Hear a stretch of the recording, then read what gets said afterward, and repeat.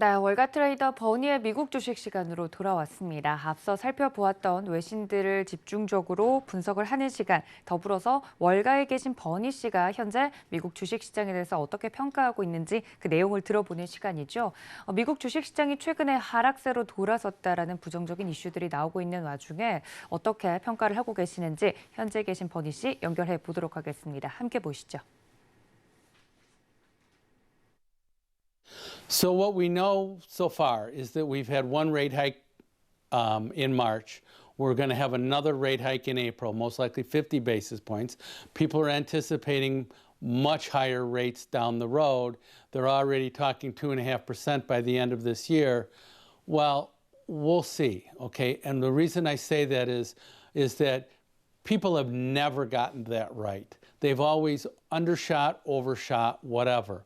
And what happens is that the Fed, outside of Paul Volcker back in 1979, 1980, whenever we get into a growth slowdown or a recession, the Fed stops whatever it's doing if it's on a tightening mode and starts to look at providing liquidity. We have done that now for 40 years. I don't believe Chairman Powell is any different than anybody before.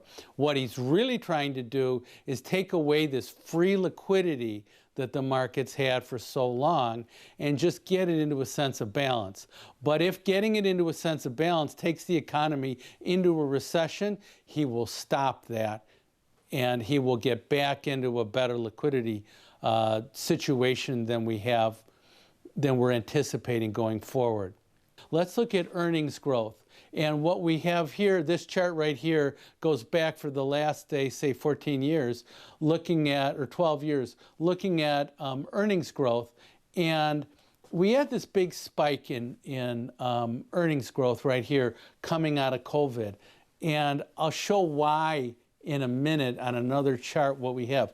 But what we did in that period was we took out a tremendous amount of people that weren't making a significant amount of money. Say we took it out waitresses, waiters, cooks in restaurants. A lot of those restaurants closed down. And all those people are cheap laborers. What we did was we took out anybody that was easily terminated or laid off for a period of time. We took them out of the workforce, basically. But we still kept on all the people that were in management at higher earnings jobs. So we see this big spike. Now, as people have gone back to work, that level of earnings growth has gone down. But one thing that's really important to note is that while that went down, CPI has gone up. So the level of earnings growth is clearly not keeping up with inflation, and that is clearly going to take a bite out of the average consumer. When we think about a possibility of a recession, and don't forget the Fed's two goals are basic price stability, which is controlling the inflation rate, and providing full employment.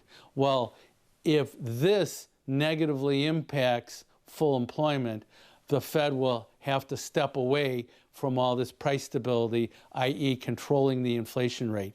And I always don't believe that the Fed can control the inflation rate. What the Fed does typically is react after the fact. The inflation rate was because we had huge increases in the price of energy and huge increases in the price of food. Well, the price of food, the increases were because we had a drought in South America and we've had a war in Russia against Ukraine. The price of energy was because we had a war in the Russia versus Ukraine. And prior to that, when Biden got elected, he shut off a lot of the drilling, okay, into federal lands in the United States, and he shut off a pipeline that was coming down from Canada providing oil. So we were net oil exporters and became significant oil importers again, and that has impacted the price of energy. Well, both of those issues the Fed can't really control. And if the Fed tries to control them, they only create a problem that's significantly worse than if they didn't try to control them. Now, remember we talked about in that first clip of how the earnings went up, real earnings went up so substantially, okay? Well, what we saw back then was a level, I mean, we look at this goes back 10 years. We looked at a jobless rate that went through the roof in March and April and May of 2021 at the onset of COVID. And all those jobs, I shouldn't say all those, so many of those jobs were of the easy layoff types.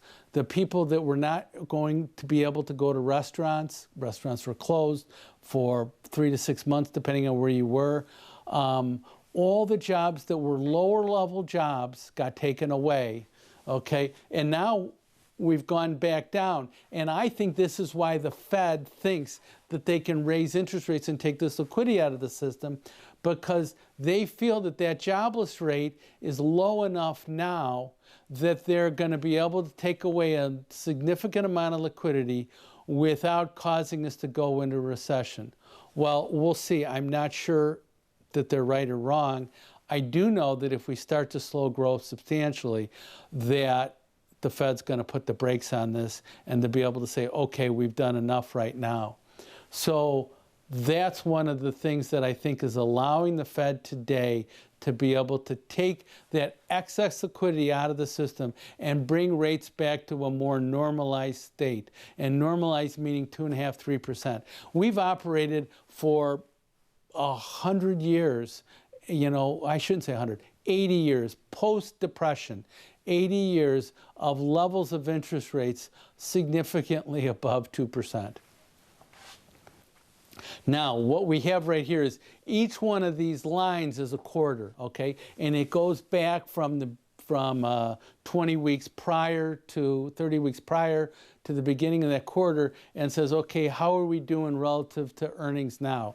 And what we can see is the second quarter of 2022, okay, is going to be hanging right in here.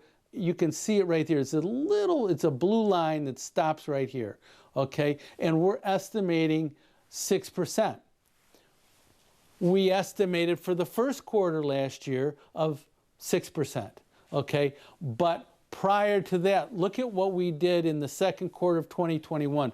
We changed those estimates because we had knocked them down so hard because of COVID, and all of a sudden the earnings came out much better.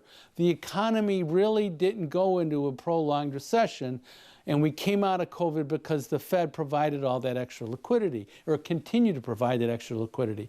So we can see that the fourth quarter, the third quarter, the second quarter of 2021 were all good. Prior to that, okay, we hit the problem levels because in the year before we had estimated, okay, we should have these levels of earnings growth. And in the second quarter of 2020, you know, with COVID going on, we underperformed because we didn't realize that, say, 10 weeks prior to when COVID started. So now I think what we're really in here is we're into these lower levels where hopefully in the next, say, quarter, 2, 3, 4 quarters out, we're going to start to pick up some of those positive impacting areas that we've seen before. And that's what's going to get us to start to get that rally back in 2000, say, late 2022, 2023. We just got to give this market time to basically price in all the negative occurrences, so the only thing left are positive occurrences. We've done a pretty good job of it so far. We've knocked a lot of NASDAQ stocks down 70%. And there's a lot of good companies that are trading really cheap. Shopify went from $1,500 a share down to $500 a share before March. Tradable low, don't forget, number of percentage of stocks that are below moving averages, negative sentiment being pretty terrible, and lack of liquidity. So boom, we have all that. We turn around, and within 2.5 weeks, the stock's at $780 from $505. So that stock rallied 50% off of its base in March of 2022, I'm sorry, just a month ago. It rallied 50% in 2.5 weeks. It got halfway back to its old highs. Now it's rolled back down again. But these are the trading opportunities you get when you have low liquidity, which we don't have right now, negative sentiment, which we have, but I don't think it's quite enough yet, and number of stocks below their moving averages. I don't think that's enough yet, but I'm looking forward to it because I anticipate we're going to get another tradable low in here shortly.